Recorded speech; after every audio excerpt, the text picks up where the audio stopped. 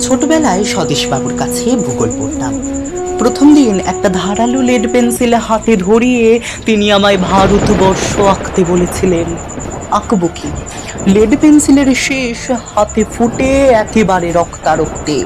সেই থেকে ভূগোলে আমার ভীষণ ভয়। আরো ভয় মানচিত্রে। মানচিত্র মানে আমার কাছে ধারালো লেড পেন্সিল। বাবার জ্যাঠাইমা ছিলেন পদ্মা পাড়ের মেয়ে। তার নিজস্ব একটা ভূগোল ছিল, 43 থেকে অপরিবর্তিত। তখন মানচিত্র বুঝি না মনে, রংপুর কুষ্টিয়ারে তরা কয়েস বিদেশ। আমাকে বাপের বাড়ি বিদেশ হয় কেমনে? ঠাকুমার কাছে চোখ বুজে আব্বাস উদ্দিনের সেই পাখির গল্প শুনতাম। বগাকে দেখে বগি কাঁদে, বগিকে দেখে বগা।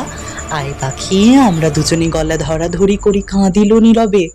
ঠাকুমা শুনিয়ে যেতেন নির্মলেন্দুর সেই চাঁদ বদনী মেয়ের রুনুক ঝুনুক নুপুরের গান। স্বপ্নে খুঁজে বেড়াতাম সেই পড়শিকে, বাড়ির পাশে আরশিনগরে যার বসত।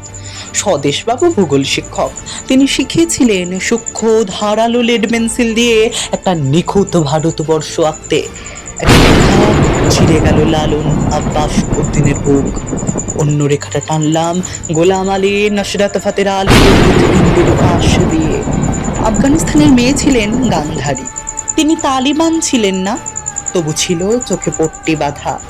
আমরাও এখন বালোচ পাখতুনদের কাছে পট্টি কিনে সযত্নে ঢেকে রেখেছি চোখ। স্বদেশের সবরমতির ঘরে দাওয়ায় কারা গায়ে রান্ধুন।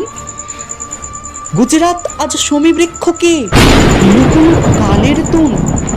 কাশ্মীর থেকে কন্যাকুমারীর বিস্তীর্ণ এই মাটিতে একটা 10x10 বসতে কি খুব বেশি?